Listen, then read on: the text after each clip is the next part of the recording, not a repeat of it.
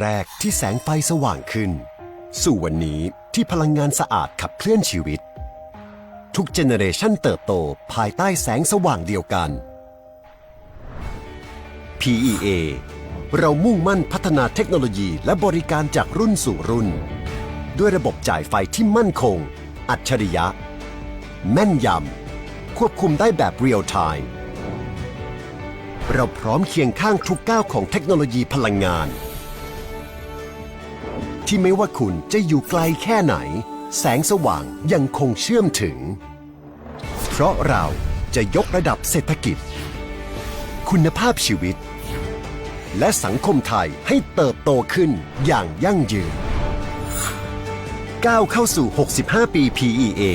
พลังแห่งอนาคตเคียงข้างทุกเจเนอเรชัน Smart Energy for Better Life and Sustainability จังหวัดเชียงใหม่ขอความร่วมมือทุกภาคส่วนงดการเผาเพื่อลดปัญหาหมอกควันและมลพิษทางอากาศจากการเผาป่าและการเผาเศษวัสดุทางการเกษตรตามประกาศมาตรการสำคัญเพื่อควบคุมการเผาในพื้นที่ต่างๆโดยไม่อนุญาตให้มีการเผาใดๆทั้งสิ้นเพื่อเป็นการลดมลภาวะจากฝุ่นละอองขนาดเล็กหรือ PM 2.5 ตั้งแต่วันที่ 1 มกราคมถึง 31 พฤษภาคม 2569 หากจำเป็นสามารถลงทะเบียนขออนุมัติผ่านระบบไฟล์ดีและเบิร์นเช็คได้ฝ่าฝืนต้องระวังโทษจำคุกและปรับหรือทั้งจำทั้งปรับจังหวัดเชียงใหม่ส่งเสริมการใช้เทคโนโลยีในการจัดการขยะและเศษวัสดุทางการเกษตรเพื่อลดการเผาในอนาคตและสร้างสภาพแวดล้อมที่ดีขึ้นในระยะยาวหากพบเห็นการเผาในพื้นที่ห้ามเผาหรือพบผู้กระทำความผิดสามารถแจ้งข้อมูลได้ที่ 053-112-808 หรือ 191 ตลอด 24 ชั่วโมง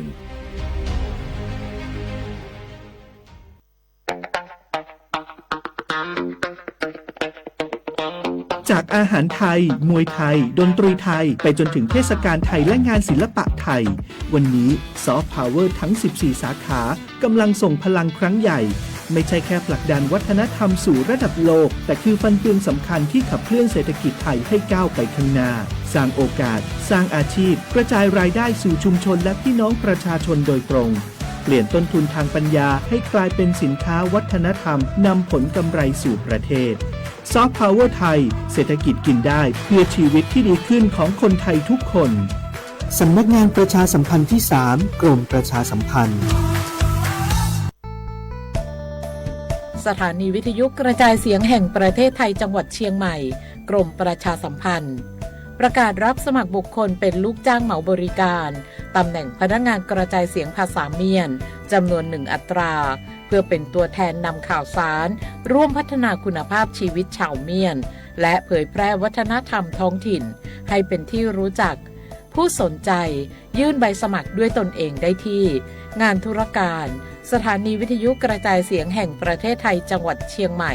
ตำบลช้างคลานอำเภอเมืองจังหวัดเชียงใหม่ตั้งแต่บัดนี้เป็นต้นไปจนถึงวันที่ 31 พฤษภาคม 2569 สอบถามข้อมูลเพิ่มเติมได้ที่ 053-276-068 ในวันและเวลาราชการมังลิวเอาเก่งเศร้าก็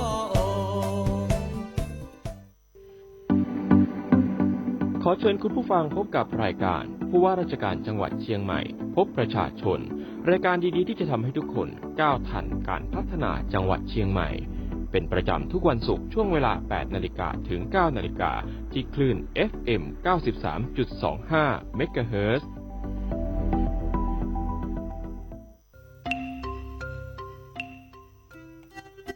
ทักทายคุณผู้ฟังทุกท่านครับขอต้อนรับเข้าสู่รายการผู้ว่าราชการจังหวัดเชียงใหม่พบประชาชนนะครับเราพบกันเป็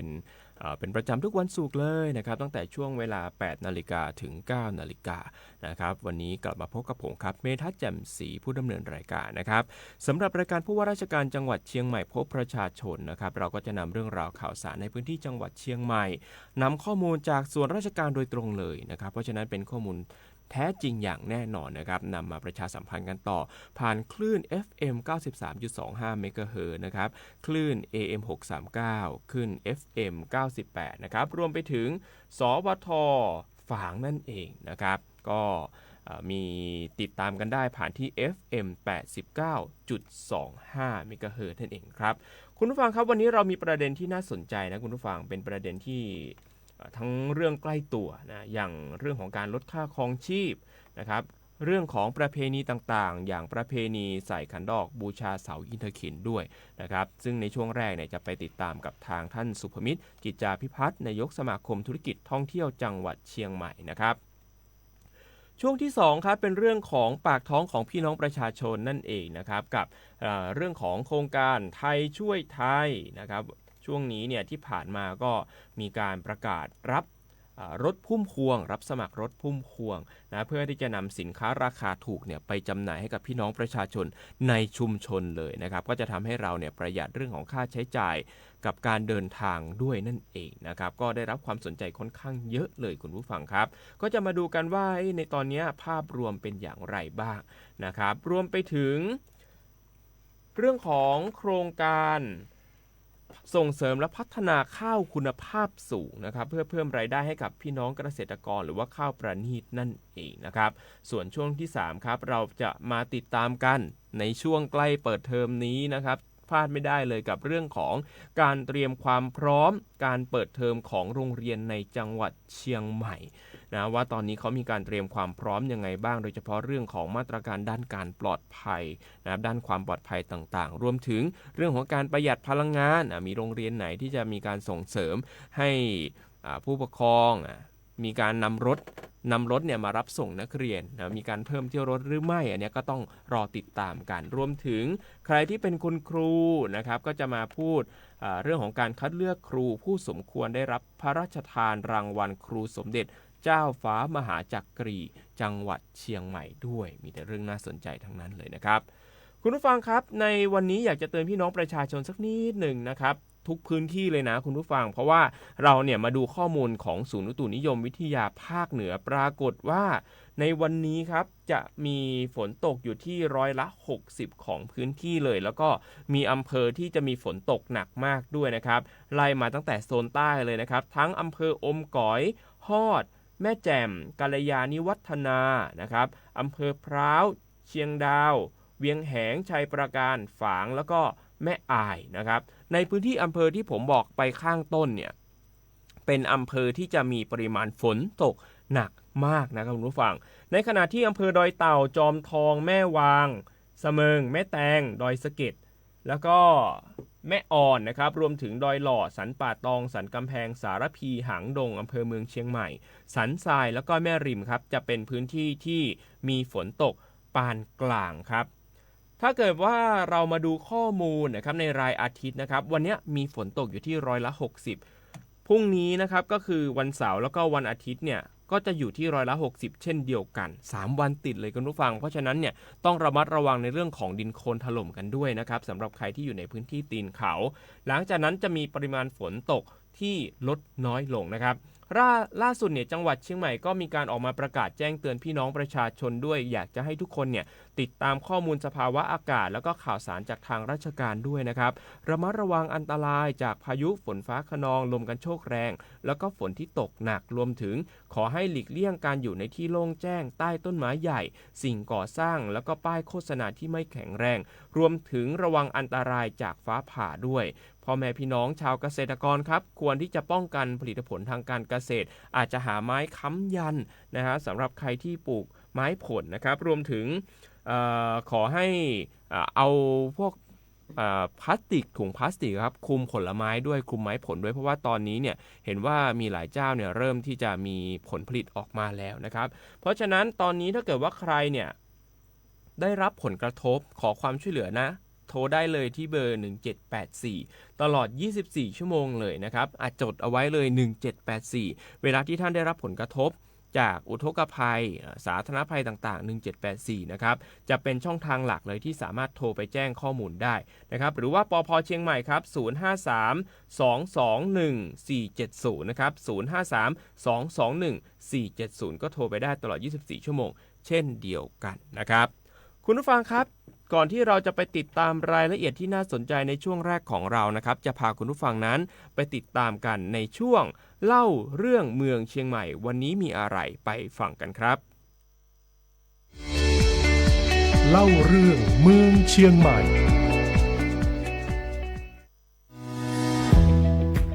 เล่าเรื่องเมืองเชียงใหม่สัปดาห์นี้เริ่มกันที่การจัดพิธีวันฉัตรมงคลประจำปี 2569 ของจังหวัดเชียงใหม่ครับผู้ว่ารัฐพล นราธิศรนำพระสกนิกรชาวเชียงใหม่ร่วมถวายเครื่องราชสักการะผ่านพุ่มเงินผ่านพุ่มทองและกล่าวถวายราชสดุดีเบื้องหน้าพระบรมฉายาลักษณ์พระบาทสมเด็จพระเจ้าอยู่หัวเนื่องในวันฉัตรมงคลประจำปี 2569 เพื่อให้ทุกภาคส่วนได้ร่วมกันระลึกถึงพระราชพิธีบรมราชาภิเษกพร้อมทั้งแสดงออกถึงความจงรักภักดีและน้อมสำนึกในพระมหากรุณาธิคุณของพระบาทสมเด็จพระเจ้าอยู่หัวพระมหากษัตริย์รัชกาลที่ 10 แห่งราชวงศ์จักรีครับจังหวัดเชียงใหม่ประชุมเตรียมความพร้อมในการจัดพิธีถวายดอกไม้จันทร์ในงานพระราชพิธีถวายพระเพลิงพระบรมศพสมเด็จพระนางเจ้าสิริกิติ์พระบรมราชินีนาถพระบรมราชชนนีพันปีหลวงโดยพิจารณาเลือกสถานที่ถวายดอกไม้จันทร์และเผาดอกไม้จันทร์ของจังหวัดและแต่ละอำเภอรวมถึงชี้แจงแนวทางการจัดพิธีลำดับขั้นตอนปฏิบัติการจัดนิทรรศการและมอบหมายภารกิจให้กับคณะทำงานที่เกี่ยวข้องเพื่อให้การจัดพิธีเป็นไปด้วยความเรียบร้อยและสมพระเกียรติอย่างสูงสุดสำหรับการจัดสร้างซุ้มถวายดอกไม้จันทร์จะใช้สถานที่ศูนย์ประชุมและแสดงสินค้านานาชาติเฉลิมพระเกียรติ7 รอบพระชนมพรรษาและสถานที่เผาดอกไม้จันทร์ที่สุสานสันกู่เหล็กอำเภอเมืองเชียงใหม่ในส่วนของอำเภอต่างๆก็ได้เลือกสถานที่จัดสร้างซุ้มถวายดอกไม้จันทร์อำเภอละ1 ซุ้มไว้เรียบร้อยแล้วครับนายอันสิทธิสัมพันธรัตน์ปลัดกระทรวงมหาดไทยเปิดประชุมเชิงปฏิบัติการการสร้างการรับรู้และเผยแพร่พระอัจฉริยภาพทางด้านการยกระดับและการพัฒนามรดกภูมิปัญญาผ้าและงานหัตถกรรมไทยตามพระราชดำริสมเด็จพระเจ้าลูกเธอเจ้าฟ้าสิริวัณณวรีนารีรัตนราชกัญญาครั้งที่ 5โดยมีผู้ว่ารัฐพล นราธิศรได้กล่าวต้อนรับมุ่งเน้นการสร้างองค์ความรู้การแลกเปลี่ยนประสบการณ์และการพัฒนาศักยภาพของผู้ผลิตและผู้ประกอบการให้สามารถยกระดับคุณภาพผลิตภัณฑ์สู่มาตรฐานสากลสร้างรายได้และความยั่งยืนให้กับชุมชนโครงการนี้ยังสอดคล้องกับแนวทางการพัฒนาเศรษฐกิจสร้างสรรค์ของจังหวัดเชียงใหม่ด้วยนะครับที่จะมุ่งเน้นใช้ทุนทางวัฒนธรรมเป็นกลไกในการขับเคลื่อนเศรษฐกิจและสร้างความมั่นคงให้กับประชาชนในพื้นที่อย่างยั่งยืนต่อไปครับผู้ว่ารัฐพล นราธิศรสื่อสารประเด็นสำคัญผ่านการแถลงข่าวสื่อมวลชนจังหวัดเชียงใหม่ทั้งสถานการณ์ไฟป่าหมอกควันและฝุ่นละอองขนาดเล็ก PM 2.5 มาตรการเตรียมความพร้อมรับมือสถานการณ์ภัยแล้งการเตรียมรับมืออุทกภัยการส่งเสริมการท่องเที่ยวการเกษตรและการตลาดสินค้าเกษตรรวมถึงการคัดเลือกครูผู้สมควรได้รับรางวัลพระราชทานสมเด็จเจ้าฟ้ามหาจักรีมีหลายเรื่องหลายประเด็นเลยนะครับโดยมีหน่วยงานต่างๆที่เกี่ยวข้องได้ร่วมกันแถลงข่าวผู้ว่ารัฐพลบอกว่าจังหวัดเชียงใหม่ได้เตรียมความพร้อมรับมือสถานการณ์พายุและอุทกภัยอย่างต่อเนื่องโดยมีการขุดลอกลำน้ำเตรียมเครื่องสูบน้ำและการวางแผนบริหารจัดการน้ำป้องกันและลดผลกระทบต่อประชาชนสำหรับมาตรการป้องกันไฟป่าและหมอกควันแม้สถานการณ์จะคลี่คลายแต่จังหวัดเชียงใหม่ยังคงคุมเข้มมาตรการต่อไปนะครับส่วนกรณีประชาชนร้องเรียนปัญหาการบุกรุกพื้นที่ป่าในอำเภอชัยปราการที่มีการปลูกพืชเชิงเดี่ยวซึ่งอาจจะส่งผลกระทบต่อระบบนิเวศและแหล่งน้ำได้มอบหมายให้กับนายอำเภอและหน่วยงานที่เกี่ยวข้องได้หาแนวทางในการแก้ไขให้เป็นไปตามแผนการใช้ประโยชน์ในพื้นที่อย่างเหมาะสมต่อไปครับ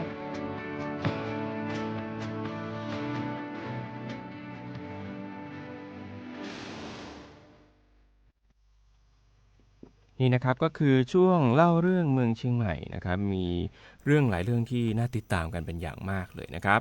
รวมถึงในช่วงนี้นะครับก็อยากจะเชิญชวนพี่น้องประชาชนมาติดตามเรื่องของการจัดงานประเพณีใส่ขันดอกบูชาเสาอินทขิฬนะครับเรื่องนี้มีรายละเอียดอย่างไรบ้างนะครับตอนนี้เราอยู่กับทางนายสุภมิตรกิจจาภิพัฒน์นายกสมาคมธุรกิจท่องเที่ยวจังหวัดเชียงใหม่อยู่กับเราแล้วสวัสดีครับท่านครับครับสวัสดีครับครับท่านครับอยากจะให้พูดถึงเรื่องของประเพณีนี้สักนิดหนึ่งครับท่านครับครับจริงๆประเพณีอินทขิฬนะครับบูชาเสาอินทขิฬในปีนี้จะ ตรงกับวันที่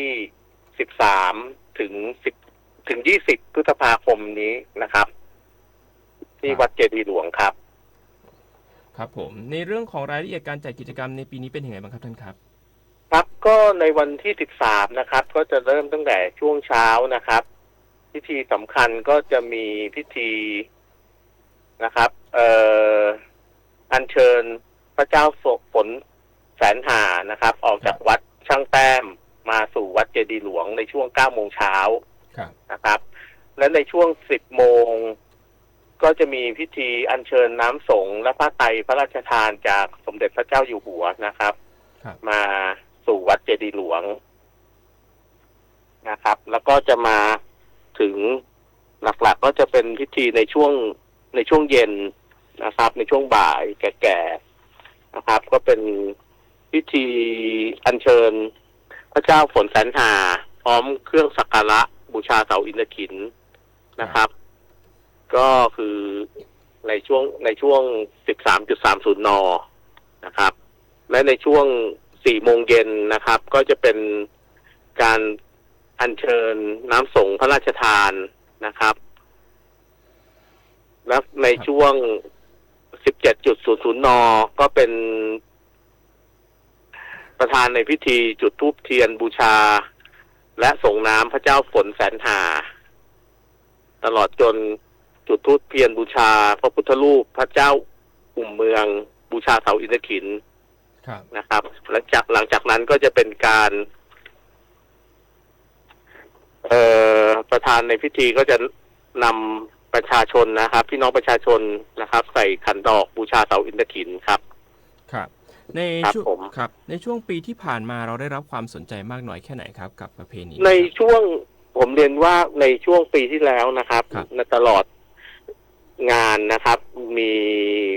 พุทธศาสนิกชนนะครับรวมถึงนักท่องเที่ยวทั้งชาวไทยและต่างชาติที่สนใจเข้าร่วมมากกว่าหลักแสนคนนะครับเป็นแสนคนครับครับแต่ว่าแนวโน้มทิศทางเนี่ยก็คือเริ่มเพิ่มมากยิ่งขึ้นถูกต้องไหมครับคือเพิ่มมากยิ่งขึ้นครับแล้วในทั้งปีที่แล้วเองเราก็มีการเริ่มในการกับทางผู้ว่าราชการจังหวัดนะครับแล้วก็หน่วยงานส่วนราชการในการประชาสัมพันธ์เพิ่มมากขึ้นนะครับรวมถึงปีนี้เราก็มีการประชาสัมพันธ์ออกไปแถลงข่าวออกไปเมื่อสัปดาห์ที่แล้วครับในเรื่องของข้อควรปฏิบัติของผู้ที่จะเข้าร่วมงานประเพณีนี้สำหรับปีนี้เนี่ยเรามีข้อแนะนำอย่างไรบ้างครับจริงๆก็ขออนุญาตในเรื่องของเครื่องแต่งกายนะครับครับผมก็ตรงนี้ก็ต้องเรียนให้ผมว่าก็นักท่องเที่ยวชาวต่างชาตินะครับก็ต้องแต่งกายให้ดูสุภาพด้วยครับแล้วก็ปีนี้สำหรับจริงๆแล้วปีนี้นะครับทางวัดเจดีย์หลวงเองแล้วก็ทางจังหวัดเชียงใหม่เองเรารณรงค์นะครับให้ใส่ผ้าไทยนะครับหรือชุดล้านนานะครับในการเข้ามาบูชาเสาอินทขิญแต่ก็ไม่ได้ไปบังคับอะไรนะครับแต่เพื่อถ้าจะให้ดูสวยงามผมก็อยากจะเรียนเชิญใส่ผ้าไทยใส่ชุดเมืองนะครับที่เข้ามาด้วยครับอย่างนี้เรามีการจัดจุดให้บริการพี่น้องประชาชนรวมถึงนักท่องเที่ยวยังไงบ้างครับมีไหมฮะในส่วนของเรื่องของชุดต่างๆเนี่ยครับอันนี้จริงๆไม่มีครับครับแต่จริงๆแล้วถ้าเกิดว่านักท่องเที่ยวมานี่ผมว่าหลายคนก็ชื่นชอบอยากจะลองแต่งชุดล้านนาดูนะครับท่านครับใช่ครับครับเพราะมาใช่ไหมฮะมาทั้งทีเนาะท่านใช่จริงๆนะตอนนี้มันก็เทรนอย่างที่เราเห็นนะครับก็คือสำหรับผู้หญิงก็อาจจะเป็นอะไรนะสบายยีตามเทรนที่กำลังฮิตกันอยู่นะครับครับผมอันนี้ก็ถือว่าเป็นกิจกรรมที่น่าสนใจนะครับท่านครับแล้วก็ครับโทษนะครับไฮไลท์อีกอย่างหนึ่งก็คือวันออกอินทขิญนะครับก็คือตรงกับวันที่20พฤษภาคมนะครับก็จะมีพิธีตั้งแต่เช้านะครับครับผมวันที่20นะครับมีพิธีตั้งแต่ช่วงเช้าเลยเป็นพิธีในเรื่องอะไรบ้างครับท่านก็พิธีนะครับในเรื่องของอาราธนาพระเจ้าฝนแสนหานะครับกลับคืนสู่วัดช่างแต้มนะครับ อันนี้จะเป็นเริ่มตั้งแต่8 โมงเช้า ครับ นะครับ ก็จะเสร็จพิธีประมาณ11 โมงนะครับ ครับผม ครับผม ครับท่านสุดท้ายครับอยากจะให้เชิญชวนพี่น้องประชาชนรวมถึงนักท่องเที่ยวด้วยครับในการเข้าร่วมงานประเพณีในครั้งนี้ครับ ครับผมว่าประเพณีนะครับ บูชาเสาอินทขิญนะครับ เป็นประเพณีหนึ่งที่อยู่ใน เรียกว่าอยู่ในปฏิทินของทางปตท.แล้วก็ทางจังหวัดเชียงใหม่นะครับ เป็นประเพณีที่ถือว่าเป็นประเพณีที่มีหนึ่งเดียวนะครับ ในจังหวัดเชียงใหม่นะครับ ที่ยิ่ง ครับ เป็นประเพณีที่ยิ่งใหญ่ในเดือนพฤษภาคมเป็นประจำทุกปีนะครับ ก็อยากจะเรียนเชิญผู้มีจิตศรัทธานะครับ ตลอดจนนักท่องเที่ยวนะครับ ทั้งชาวไทยและต่างชาติเข้ามาเที่ยวในประเพณีบูชาเสาอินทขิญนี้นะครับ แล้วก็เป็นร่วมแรงร่วมใจกันแต่งกายชุดพื้นเมืองนะครับ เพื่อความสวยงามแล้วก็ถ่ายรูปออกมาก็สวยงามนะครับ ครับ รวมถึงนะครับ ขออนุญาตแจ้งเวลาที่ทางวัดเจดีย์หลวงนะเปิดให้เข้าบูชานะครับ ก็ตั้งแต่วันที่13 ถึง 19ก็ตั้งแต่เวลา6 โมงเช้าเป็นต้นไปนะครับ จนถึงเวลา 23.00 นก็คือ5 ทุ่มครับ ครับผม ครับผม ครับต้องขอบพระคุณท่านอย่างสูงครับท่านสุภมิตรกิจจาพิพัฒน์ครับนายกสมา ครั ค บ มธุรกิจ ครับ ท่องเที่ยวจังหวัดเชียงใหม่ขอบคุณครับท่านครับ ครับขอบพระคุณทุกท่านครับ สวัสดีครับ สวัสดีครับเชิญชวนกันนะครับสำหรับทุกท่านเลยนะ ไม่ว่าจะเป็นชาวเชียงใหม่ผมเชื่อว่าชาวเชียงใหม่เนี่ยมีความชื่นชอบอยู่แล้ว มีความร่วมอนุรักษ์วัฒนธรรมล้านนาอยู่แล้วนะครับสำหรับการจัดประเพณีใส่ขันดอกบูชาเสาอินทขิญย้ำกันอีกครั้งหนึ่งนะคุณผู้ฟัง 13-19 พฤษภาคมนี้นะฮะที่วัดเจดีย์หลวงวรวิหารนะอำเภอเมืองจังหวัดเชียงใหม่ก็ถือว่าเป็นการสืบสานวัฒนธรรมล้านนาที่เชื่อว่าชาวล้านนาหลายคนนะมองว่าเป็นสิ่งที่มีคุณค่าอย่างมากเลยแล้วก็เป็นที่ชื่นชอบของชาวต่างชาติด้วยนะคุณผู้ฟังชาวต่างชาติเนี่ยเทรนทุกวันนี้เขาชอบสวมใส่ชุดไทยไปที่กรุงเทพก็จะใส่ชุดอีกแบบหนึ่งมาที่ภาคเหนือของเรามาจังหวัดเชียงใหม่บ้านเฮาเนี่ยก็จะเป็นอีกแบบหนึ่งนะครับมันเป็นมนต์เสน่ห์เนาะที่จะช่วยกระตุ้นให้เกิดการสร้างเศรษฐกิจได้ด้วยนะครับก็อย่าลืมนะครับสำหรับการจัดงานประเพณีใส่ขันดอกบูชาเสาอินทขิญนะครับ 13-19 พฤษภาคมนี้ที่วัดเจดีย์หลวงวรวิหารนั่นเองครับคุณผู้ฟังครับในช่วงต่อไปก็ถือว่าเป็นช่วงที่น่าสนใจนะครับกับเรื่องของการลดค่าครองชีพให้กับพี่น้องประชาชนกับโครงการไทยช่วยไทยนะวันนี้รายละเอียดจะมีรายละเอียดอะไรเพิ่มมาบ้างนะครับตอนนี้เราอยู่กับทางนางณัฐพรมหาไพบูลย์ท่านพาณิชย์จังหวัดเชียงใหม่สวัสดีครับท่านครับสวัสดีค่ะครับท่านครับเห็นว่าช่วงที่ผ่านมาเนี่ยเราได้มีการเปิดรับรถพุ่มพวงใช่ไหมครับท่านครับใช่ค่ะอยู่ในช่วงของการเปิดรับสมัครรถพุ่มพวงเข้าร่วมโครงการค่ะครับภาพรวมเป็นยังไงบ้างครับตอนนี้ก็ที่เราเปิดรับสมัครมาก็ผ่านของทางมหาไทยนะคะตอนนี้เราก็ได้ข้อมูลมาเบื้องต้นซึ่งมันจะปิดรับสมัครไปเมื่อวานนี้ก็คือวันที่7 พฤษภาคมนะคะซึ่งเราเป้าหมายของจังหวัดเชียงใหม่เราต้องมีรถพุ่มพวงที่เข้าโครงการอยู่90 คันนะคะในพื้นที่ทั้ง25 อำเภอก็เดี๋ยวรอทางมหาไทยแจ้งผลการรับสมัครอีกทีหนึ่งว่าเราได้ตามเป้าไหมหรือเกินเป้านะคะอ๋อครับผมครับท่านครับทีนี้แล้วในเรื่องของรถพุ่มพวงนี้ก็คือเห็นว่ามีสิทธิประโยชน์ต่างๆมากมายเลยที่คนที่เข้าร่วมโครงการใช่ไหมครับใช่ค่ะก็คือลักษณะของรถพุ่มพวงเนี่ยเราจะแบ่งเป็น3ไซส์นะคะอย่างเช่นไซส์ L เนี่ยก็จะเป็นรถกระบะ4 ล้อแล้วก็ไซส์ M จะเป็นรถ3 ล้อแล้วก็ไซส์ S นี้จะเป็นมอเตอร์ไซค์พ่วงข้างซึ่งของจังหวัดเชียงใหม่เท่าที่เราดูข้อมูลที่ขึ้นทะเบียนไว้มีทั้งหมด631 คันนะคะแล้วก็ใน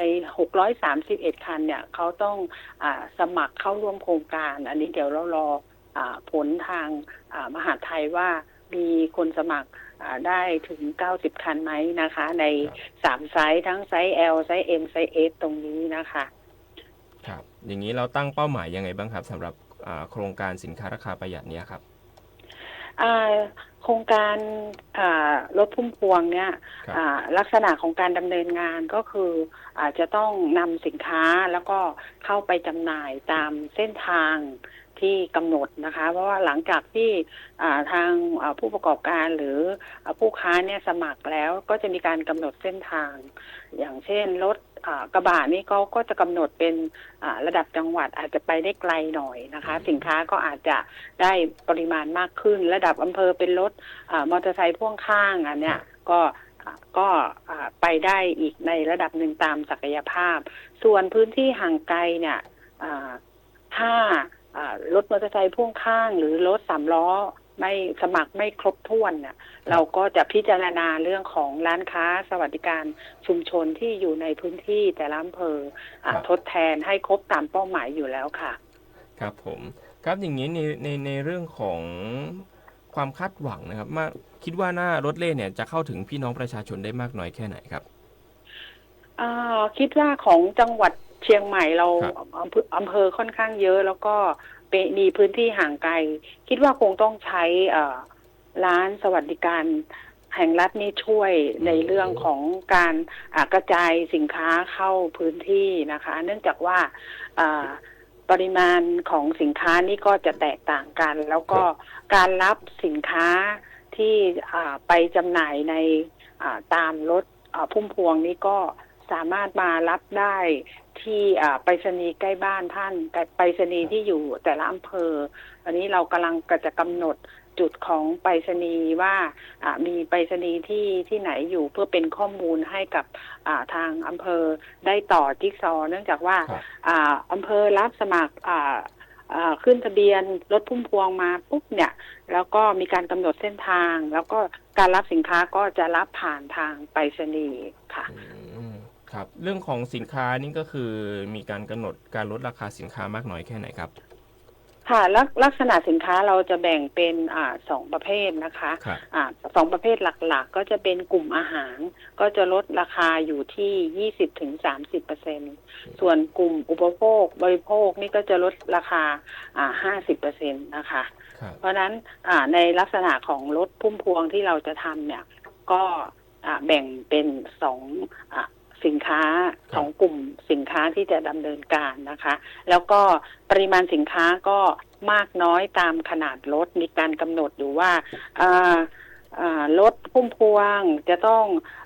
รถพุ่มพวงที่เป็นรถกระบะใส่อะไรได้บ้างอาจจะต้องมีข้าวสารมี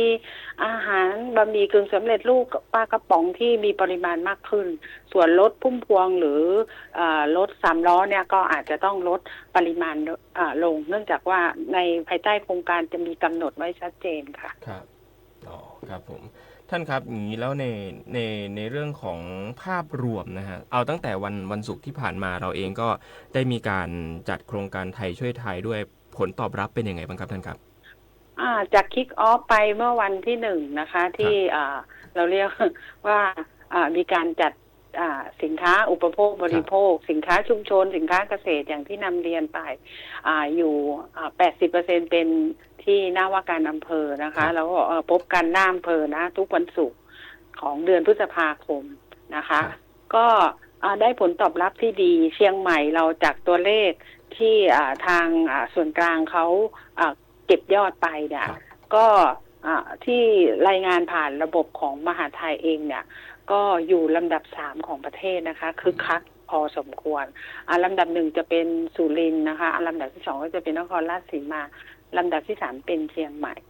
แต่การจัดเก็บตัวเลขของเราเองที่เรารับรายงานจากทางอำเภอนะคะในกระบวนการของสัปดาห์ที่ผ่านมาเราได้ตัวเลข1,800,000 บาทนะคะประมาณนั้นเลยเนื่องจากว่าเรามีการขายสินค้าเกษตรด้วยแล้วก็เรามีการขายสินค้าชุมชนแล้วก็ถือว่าตัวเลขก็คึกคักพอสมควรเลยค่ะครับจากการคาดการณ์เนี่ยตลอดทั้งเดือนพฤษภาคมคาดการณ์เม็ดเงินสะพัดในพื้นที่จังหวัดเชียงใหม่กับทั้งเรื่องของโครงการไทยช่วยไทยที่มีการจำหน่ายสินค้าราคาถูกทุกๆวันศุกร์รวมถึงที่จะมีรถเร่เนี่ยเข้าไปขายของให้กับพี่น้องประชาชนคาดการณ์เงินสะพัดมากน้อยแค่ไหนครับ จริงๆตอนที่ให้สัมภาษณ์ไปเมื่อสัปดาห์ที่แล้วเราคาดการณ์ตัวเลขก็ค่อนข้างใกล้เคียงก็ว่าใน5สัปดาห์เนี่ยใน25อำเภอแล้วก็ยังไม่มีอำเภอไหนแผ่วลงไปเลยยังมีกระแสตอบรับดีก็ตัวเลขที่จะสะพัดในจังหวัดเชียงใหม่ไม่น่าจะต่ำกว่า10 ถึง 12 ล้านนะคะแล้วก็ตัวเลขตัวนี้เราก็สามารถที่จะลดค่าครองชีพประชาชนได้3.5 ล้านถึง4 ล้านนะคะประมาณนี้ก็ถือว่าครับถือว่าช่วยไปได้เยอะเลยนะครับท่านครับสำหรับโครงการนี้ท่านครับอีกหนึ่งโครงการที่น่าสนใจสำหรับกระทรวงพาณิชย์ครับสำหรับโครงการส่งเสริมและพัฒนาข้าวคุณภาพสูงเพื่อเพิ่มรายได้ให้กับเกษตรกรหรือว่าข้าวปลานี่รายละเอียดเป็นยังไงบ้างครับท่านครับค่ะก็สำหรับเรื่องของข้าวปลานีตนี้ของการดำเนินการโดยกรมการค้าภายในนะคะซึ่งก็แจ้งรายละเอียดมาเรียบร้อยแล้วตอนช่วงนี้จะอยู่ในช่วงของการเปิดรับสมัครผู้เข้าร่วมโครงการซึ่งจะปิดรับสมัครภายในวันที่15 พฤษภาคมนี้นะคะก็กลุ่มเป้าหมายก็จะเป็นเรื่องของกลุ่มเป้าหมายเราที่ตามโครงการเนี่ยถึง200 กลุ่มเพราะนั้นทั่วประเทศเพราะนั้นถ้ามีผู้ประกอบการที่สมัครเข้าร่วมโครงการหรือกลุ่มเกษตรกรสมัครเข้าร่วมโครงการเนี่ย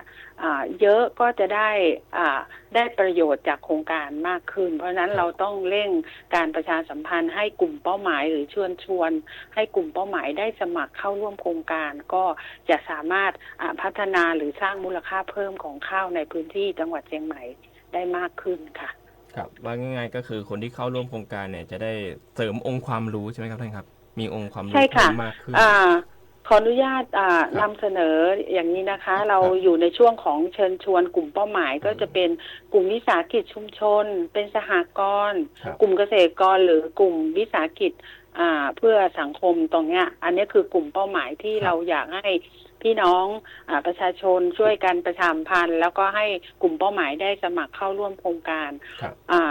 เขาเรียกว่าโครงการส่งเสริมและพัฒนาข้าวคุณภาพสูงเพื่อเพิ่มรายได้เกษตรกรปี 2569 หรือข้าวปลานีตนะคะผู้ที่ได้รับการคัดเลือกให้เข้าในกลุ่มเป้าหมายใน200 กลุ่มเนี่ยก็จะได้รับการสนับสนุนอย่างครบวงจรการสนับสนุนประเด็นแรกก็จะเป็นในเรื่องของการส่งเสริมด้านการตลาดและการสนับสนุนกิจกรรมการแสดงและจำหน่ายสินค้าทั้งในและต่างประเทศก็คือเป็นการเพิ่มช่องทางการตลาดให้นะคะอันนี้ก็คือสิทธิประโยชน์แรกที่ทางผู้สมัครที่เข้าร่วมโครงการจะได้รับนะคะสิทธิประโยชน์ที่2จะได้เข้าร่วมกิจกรรมการพัฒนาองค์ความรู้และพัฒนาศักยภาพผู้ประกอบการอันนี้จะเป็นในเรื่องของการอบรมให้คำปรึกษาหรือโคชชิ่งการศึกษาดูงานอะไรเงี้ยเพิ่มขีดความสามารถให้กับผู้ประกอบการรวมถึงเรื่องของการสร้างตราสินค้าการออกแบบบรรจุภัณฑ์แล้วก็รูปแบบการตลาดสมัยใหม่นะคะส่วนสิทธิประโยชน์ด้านที่3อันนี้ก็สำคัญนะคะเท่าที่ดูรายละเอียดก็น่าสนใจเป็นการสนับสนุนเงินทุนด้านการผลิตการแปรรูปแล้วก็ในเรื่องของการรับรองมาตรฐานนะคะอย่างเช่นสนับสนุนเรื่องเครื่องจักรอุปกรณ์หรือว่าเทคโนโลยีต่างๆในการแปรรูปข้าวเช่นเครื่องสีข้าวเครื่องอบข้าวหรือจะทำเรื่องของบรรจุภัณฑ์หรือจะให้ทำในเรื่องของการส่งเสริมการรับรองมาตรฐานการผลิตเพื่อยกระดับคุณภาพสินค้าให้ได้ระดับสากลเพราะฉะนั้นสิทธิประโยชน์ทั้ง3ข้อนั้นน่าสนใจทั้ง3ข้อนะคะครับสำหรับคนที่สนใจนะครับเขาจะยื่นใบสมัครอะไรยังไงบ้างรายละเอียดที่จะต้องมีเขาจะต้องเตรียมหลักฐานอะไรยังไงบ้างครับท่านครับค่ะก็สำหรับผู้ที่สนใจที่จะยื่นใบสมัครก็ภายในวันที่15 พฤษภาคม 2569 นี้นะคะยื่นได้ที่สำนักงานพาณิชย์จังหวัดเลยค่ะแล้วก็ในตัวเอกสารก็ไม่ยุ่งยากอะไรน่าจะเป็นเรื่องของสำเนาแสดงตัวตนในเรื่องของการจดทะเบียน ในวิสาหกิจชุมชนกลุ่มเกษตรกรสหกรณ์อะไรของท่านก็นำมาแสดงนะคะแล้วก็ในนั้นก็จะมีเรื่องของโครงสร้างการบริหารจัดการภายในกลุ่มรูปภาพสินค้าช่องทางการจัดจำหน่ายที่ท่านมีนะคะแล้วก็ใบรับรองมาตรฐานต่างๆที่ท่านมีเท่านั้นเองค่ะแล้วก็เพื่อเป็นข้อมูลในการที่จะพัฒนาต่อว่าใน3สิทธิประโยชน์ท่านควรจะอยู่ในสิทธิประโยชน์ไหนมากที่สุดจัดลำดับความสำคัญให้ท่านเติมองค์ความรู้ให้ท่านเพิ่มช่องทางการตลาดให้ท่านขาดเงินทุนก็สนับสนุนในเรื่องของเงินทุนอันนี้ก็เป็นโครงการที่เราคิดว่าน่าสนใจตอนนี้มีคนสมัครเข้ามาบ้างแล้วแต่เรายังมองว่ายังไม่มากพอนั้นก็เลยใช้วิธีเชิงลุกใช้ยกหูหางสถานประกอบการผู้ประกอบการที่เกี่ยวกับเรื่องข้าวที่มีความสนใจเลยเพราะนั้นก็ขอประชาสัมพันธ์ผ่านทางรายการนี้ไปเลยนะคะสำหรับผู้ประกอบการกลุ่มวิสาหกิจชุมชนกลุ่มสหกรณ์หรือวิสาหกิจเพื่อสังคมที่ยังไม่ได้สมัครก็เรียนเชิญนะคะมายื่นใบสมัครได้ที่สำนักงานพาณิชย์จังหวัดเชียงใหม่ภายในวันที่15พฤษภาคม2569ค่ะครับผมต้องขอบพระคุณอย่างสูงครับทางท่านณัฐพรมหาไพบูลย์ท่านพาณิชย์จังหวัดเชียงใหม่ที่มาร่วมรายการกับเราในวันนี้ขอบคุณครับท่านครับค่ะสวัสดีค่ะครับสวัสดีครับโอ้คุณผู้ฟังต้องบอกก่อนเลยนะครับว่าเกษตรกรถ้าอยากหายจนอย่างแรกเนี่ยต้องมีองค์ความรู้ต้องรู้ว่าเราจะทำยังไงให้มีผลผลิตเฉลี่ยต่อไร่ได้มากที่สุดโดยที่เราลงทุนน้อยที่สุดเพราะฉะนั้นองค์ความรู้เนี่ยสำคัญมากนะคุณผู้ฟังนะและยิ่งได้รับการสนับสนุนจากโครงการนี้ยิ่งไปได้ไกลมากขึ้นเขาจะสนับสนุนทั้งเรื่องของการไปดูงานนะครับเรื่องของรูปแบบการผลิตยังไงให้มันมีประสิทธิภาพลดต้นทุนของเรานะครับเพราะฉะนั้นขอเชิญชวนนะครับสำหรับเกษตรกรกับโครงการส่งเสริมและพัฒนาข้าวคุณภาพสูงเพื่อเพิ่มรายได้ให้เกษตรกรปี 2569 นะครับก็สามารถนำใบสมัครเนี่ยไปยื่นได้ที่สำนักงานพาณิชย์จังหวัดเชียงใหม่ได้เลยนะครับคุณผู้ฟังครับในช่วงนี้อีกหนึ่งเรื่องที่หลายท่านน่าจะติดตามกันเลยก็คือเรื่องของการเปิดภาคเรียนการศึกษาโอ้โหต้องบอกว่าพ่อแม่ผู้ปกครองหลายคนก็น่าจะสนใจกันว่าตอนนี้เนี่ยทางกระทรวงศึกษาธิการเรามีแนวทางวางแผนยังไงบ้างมาตรการต่างๆจะเป็นอย่างไรบ้างนะครับตอนนี้ครับเราอยู่กับทางนายคงกระพันธ์เวลุสาโรจน์ครับศึกษาธิการจังหวัดเชียงใหม่สวัสดีครับท่านครับครับสวัสดีครับครับผมท่านครับตอนนี้เนี่ยในเรื่องของการเตรียมความพร้อมเป็นยังไงบ้างเพราะว่าพ่อแม่ผู้ปกครองตอนนี้ให้ความสนใจอย่างมากเลยครับท่านครับก่อนอื่นขออนุญาตนำเรียนถึงมาตรการลดภาระของผู้ปกครองโดยท่านรัฐมนตรีว่าการกระทรวงศึกษาธิการนะครับซึ่งท่านได้ให้ความห่วงใยในปัญหาเรื่องของการลดภาระและก็ค่าใช้จ่ายของผู้ปกครองและก็ครอบครัวเป็นพิเศษนะครับท่านก็เลยได้มีการประกาศมาตรการหลักอยู่3เรื่องนะครับมาตรการหลักเรื่องที่1ก็คือปรับลดระเบียบของกระทรวงของสถานศึกษานะฮะถามว่าปรับลดยังไงก็คือไปปรับลดในเรื่องของตามระเบียบเรื่องการแต่งกายตามระเบียบของกระทรวงศึกษาธิการว่าด้วยเครื่องแต่งกายนะครับก็คือหลักๆก็คือเรื่องชุดนักเรียนนะฮะประเด็นแรกก็คือชุดนักเรียนนั้นอาจจะสามารถอนุโลมให้ผู้ปกครองนั้นใช้ชุดนักเรียนเดิมที่อาจจะเป็นการเลื่อนช่วงชั้นนะฮะอาจจะม.ต้นขึ้นม.ปลายประถมต้นขึ้นประถมปลายหรือเป็นการเปลี่ยนสถานศึกษาตรงนี้ก็ใช้ของเดิมได้นะฮะอันนี้ก็คือยืดหยุ่นเลยว่าจะใช้ของเดิมไปก่อนไปพลางโดยที่ไม่เป็นเงื่อนไขของการเข้าถึงโอกาสทางการศึกษาจากการแข่งชุดก็คือสมมติว่าถ้าผมอยู่โรงเรียนนี้สมมติผมเด็กนะเป็นเด็ก ผมอยู่โรงเรียน A ใส่ชุดเครื่องหมายของโรงเรียน A ทีนี้ผมมีความจำเป็นต้องย้ายไปโรงเรียน B โรงเรียน B เนี่ยมีชุดเครื่องแบบอีกแบบหนึ่งคือผมยังสามารถใช้ชุดเก่าไปเรียนได้อยู่ถูกต้องไหมมันนานขนาดไหนครับหรือว่าเอาตามที่เราสะดวกหรือยังไงเอาตามที่สะดวกได้เลยฮะเพราะมาตรการเนี่ยจะดูแลในเรื่องของภาระค่าใช้จ่าย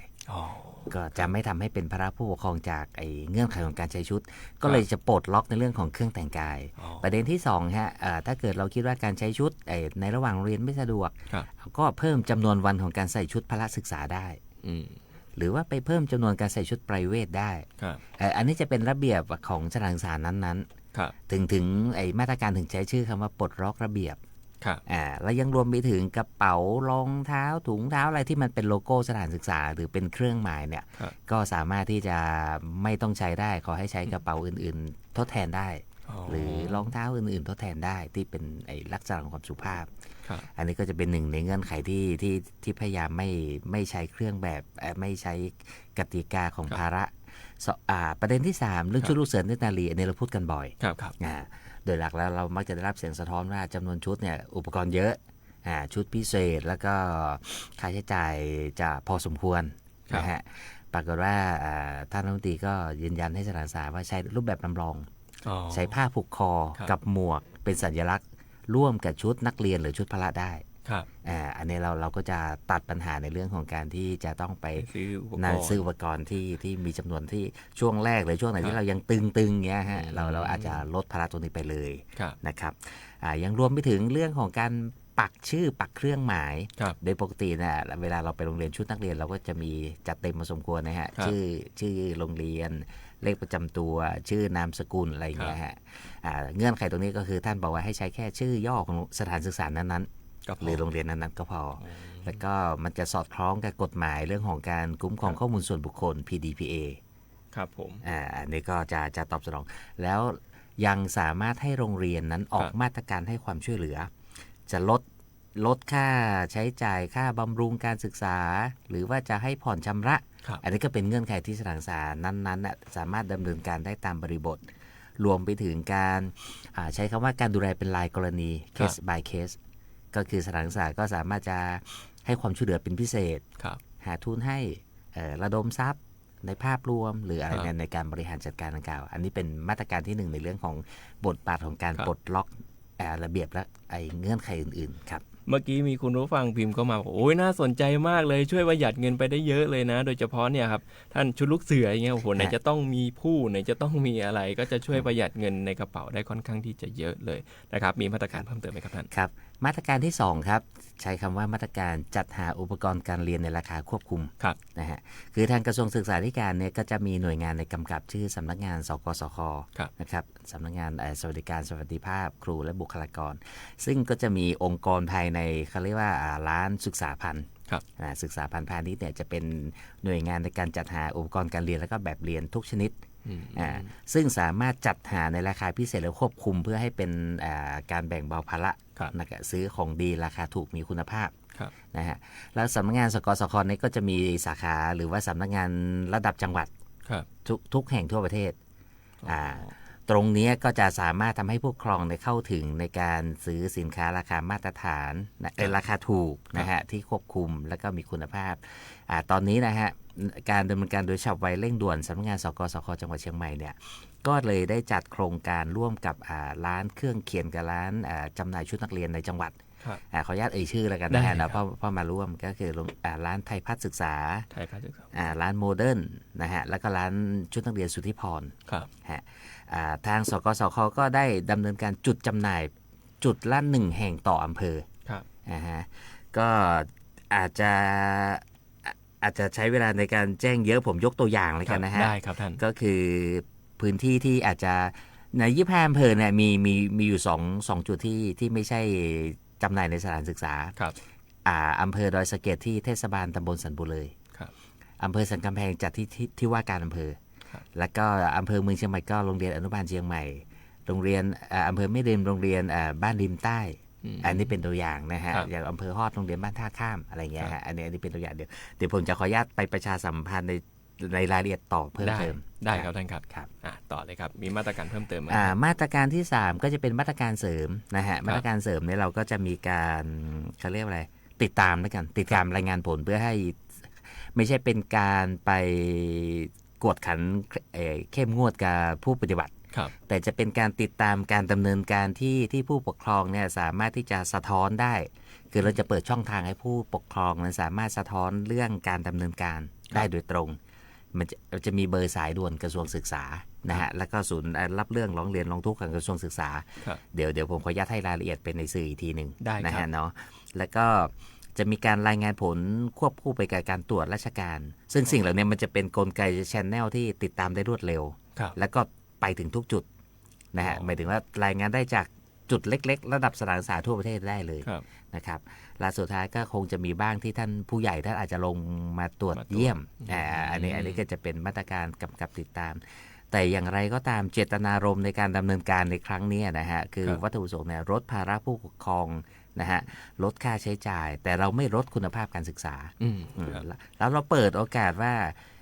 การเข้าถึงการศึกษานั้นต้องไม่มีเงื่อนไขจากเรื่องภาวะเศรษฐกิจในเรื่องของการจัดการศึกษาของประเทศไทยและท้ายนี้เราก็จะถือว่าการดำเนินการของเรานั้นมันจะเป็นการลดความเหลื่อมล้ำซึ่งเป็นประเด็นที่กระทรวงศึกษาได้ดำเนินการอย่างต่อเนื่องและก็ให้ความสำคัญและก็มันจะไปสอดคล้องกับเรื่องของการป้องกันเด็กหลุดออกนอกระบบการศึกษาซึ่งเชียงใหม่ดำเนินการเรียกว่าเชียงใหม่ซีโร่ดรอปเอาท์คือเราจะไม่ให้เด็กเนี่ยอยู่นอกระบบการศึกษาครับครับก็ถือว่าเป็นมาตรการที่น่าสนใจมากเลยนะทั้ง3มาตรการเลยเชื่อว่าแต่ที่หลักๆแหละผู้ปกครองน่าจะตาวาวกับมาตรการแรกมากเลยครับเรื่องของการลดเรื่องของราคาต่างๆที่จะต้องไปซื้อชุดใหม่ซื้ออะไรใหม่อันนี้คืออย่างมาตรการแรกเนี่ยที่ให้เราสามารถใส่ชุดสถานศึกษาเก่าไปสถานศึกษาใหม่ได้เนี่ยคือจะต้องเป็นสถานศึกษาในสังกัดของกระทรวงศึกษาธิการเท่านั้นถูกต้องไหมครับ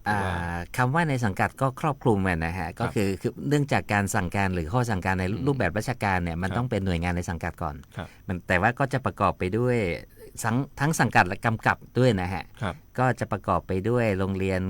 ของสพทนะฮะโรงเรียนของรัฐแล้วก็โรงเรียนของเอกชนทุกแห่งโรงเรียนในสังกัดอาชีวศึกษาโรงเรียนสังกัดของสกรหรือว่าที่เราเรียกว่ากศนเดิมนะฮะอันนี้ก็คือจะเป็นข้อสั่งการที่ดำเนินการแต่อย่างไรก็ตามมาตรการเนี่ยมันก็จะผูกพันเนื่องจากในพื้นที่เชียงใหม่นั้นการขับเคลื่อนในเรื่องของการศึกษานั้นจะมีคณะกรรมการศึกษาธิการจังหวัดเป็นบอร์ดในการกำกับติดตามดูแลซึ่งบอร์ดดังกล่าวนั้นท่านผู้ว่าราชการจังหวัดเป็นประธานครับก็เลยครอบคลุมไปถึงโรงเรียนท้องถิ่นอะไรทุกประเภทนะฮะในพื้นที่จังหวัดครับผมครับในส่วนของมาตรการที่2ก็คือการควบคุมราคาพี่น้องประชาชนก็สนใจมาเช่นเดียวกันนะฮะเขาบอกว่าเนี้ยถ้าเกิดว่าเราอยากจะติดตามดูว่าร้านค้าไหนที่เขาเข้าอยู่ในร่วมของการควบคุมราคาบ้างเนี่ยเราจะติดตามผ่านช่องทางไหนอะไรยังไงบ้างรายละเอียดต่างๆครับขออนุญาตอย่างนี้ฮะสอดคล้องกับท่านพาณิชย์จังหวัดเมื่อที่ท่านได้ให้ข้อมูลเกี่ยวกับการลดภาระค่าใช้จ่ายผู้ปกครองนะชุดนักเรียนและก็อุปกรณ์การเรียนก็เป็นหนึ่งในกลุ่มดำเนินการของโครงการไทยช่วยไทยฮะก็ตรงนี้ได้ประสานกับท่านพาณิชย์ว่าตอนนี้จะมีกิจกรรมจัดในจุดที่สะดวกในการของร้านค้าปลีกซึ่งตอนนี้วันและเวลาห่วงเวลาเนี่ยเดี๋ยวจะขออนุญาตประชาสัมพันธ์อย่างน้อยในเพจของพาณิชย์จังหวัดเพจ PR จังหวัดเชียงใหม่เนี่ยนะฮะแล้วก็เพจของสำนักงานศึกษาธิการจังหวัดเชียงใหม่ครับรวมไปถึงเพจของหน่วยงานทางการศึกษาทุกแห่งทุกประเภทของเชียงใหม่ก็เราก็จะประชาสัมพันธ์ไปแต่อย่างไรก็ตามตอนนี้เนื่องจากว่ามันจะต้องจัดในรูปแบบระบุเวลาจะขออนุญาตในเรื่องของการให้รายละเอียดอีกครั้งหนึ่งนะฮะได้ครับผมถือว่าน่าสนใจมากนะฮะทีนี้พูดถึงในเรื่องของการเปิดภาคเรียนเรื่องของมาตรการด้านความปลอดภัยนี้เรามีการวางแผนยังไงบ้างครับท่านครับด้านความปลอดภัยนั้นเนื่องจากเป็นนโยบายหลักที่ท่านรัฐมนตรีว่าการท่านเพิ่งแถลงนะครับเมื่อเดือนเมษายนที่ผ่านมาตอนที่ท่านเข้ารับตำแหน่งนะครับในรายละเอียดนั้นท่านให้ความสำคัญนะครับมาตรการที่เริ่มตั้งแต่ส่วนกลางออกมาเนี่ยตอนนี้มีการตั้งในเรื่องของศูนย์ความปลอดภัยของกระทรวงก็มีท่านรัฐมนตรีช่วยว่าการกระทรวงศึกษาธิการเป็นประธานแล้วก็จะมีหัวหน้าส่วนราชการทุกแท่งที่เป็นหน่วยงานต้นสังกัดของสถานศึกษาไม่ว่าจะเป็นสพทไม่ว่าจะเป็นท่านปลัดกระทรวงไม่ว่าจะเป็นท่านเลขาธิการอาชีวศึกษาท่านเลขาธิการสภาการศึกษานะฮะมาเป็นประธานในส่วนกลางแต่ว่าในเชิงพื้นที่จังหวัดนั้นก็มีรายละเอียดถอดออกมาว่ามาตรการผมยกตัวอย่างของสพทที่คุมโรงเรียนส่วนใหญ่ของประเทศเนี่ยนะฮะคือท่านก็จะมี4ในเรื่องความปลอดภัยมี4มาตรการเลยมาตรการที่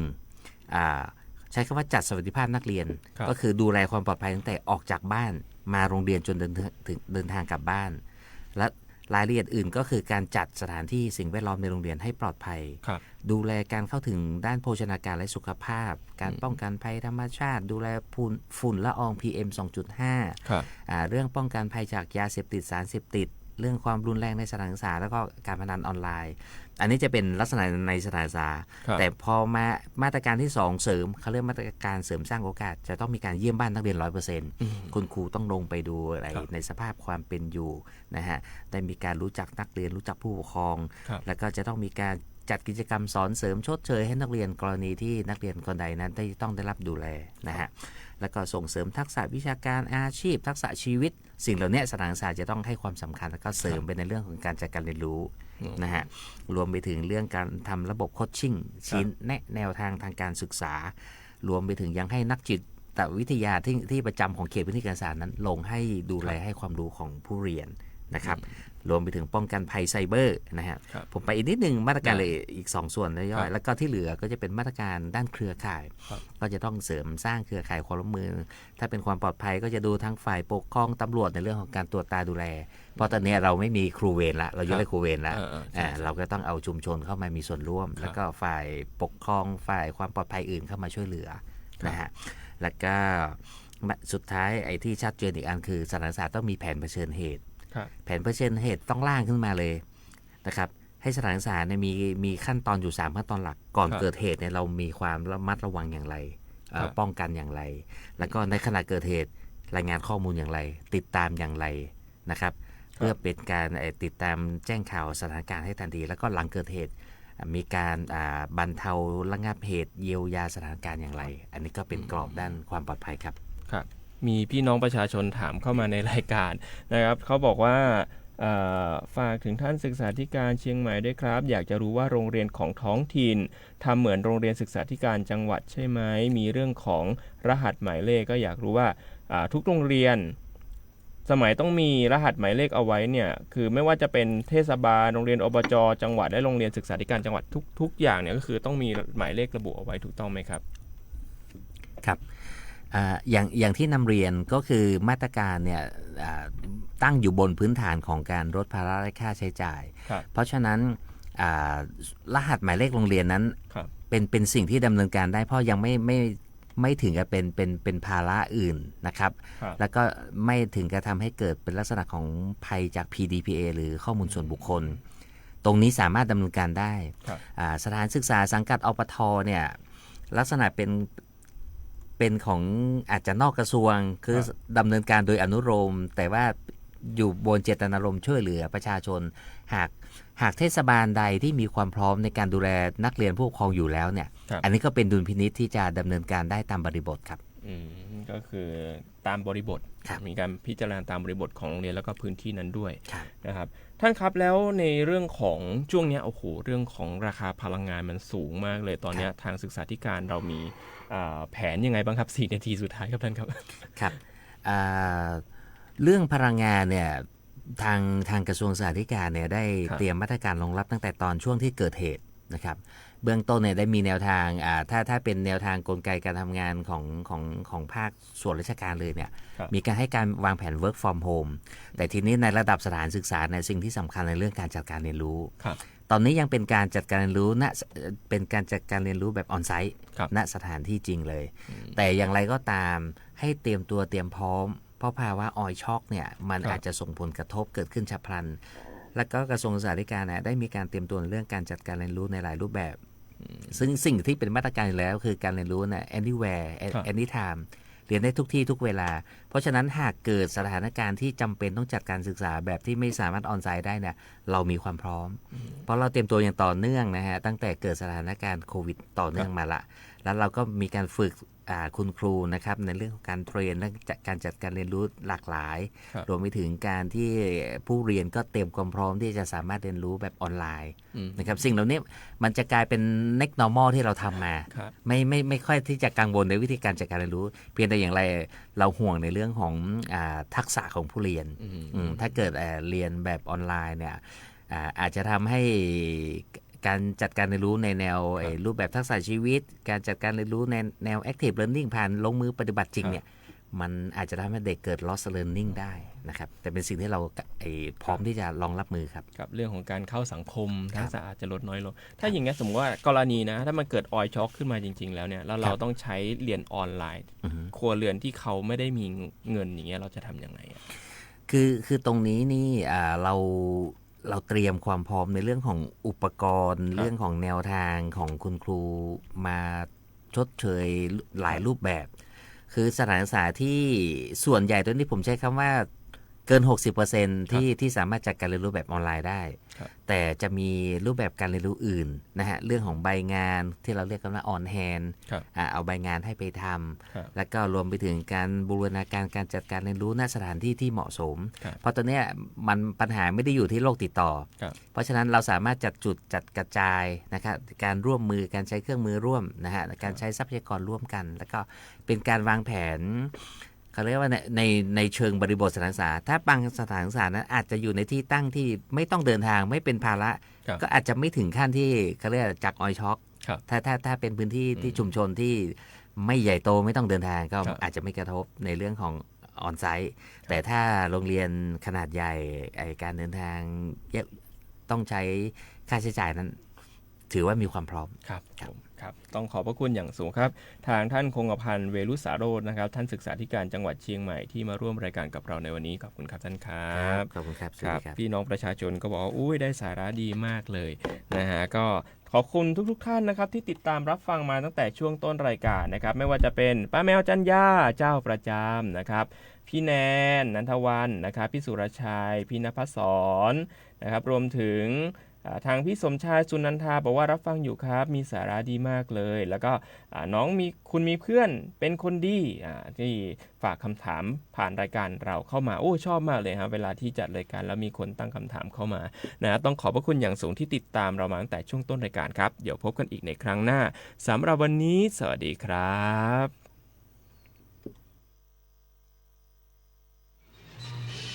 สถานีวิทยุกระจายเสียงแห่งประเทศไทยและเครือข่ายทั่วประเทศเสนอข่าวต้นชั่วโมง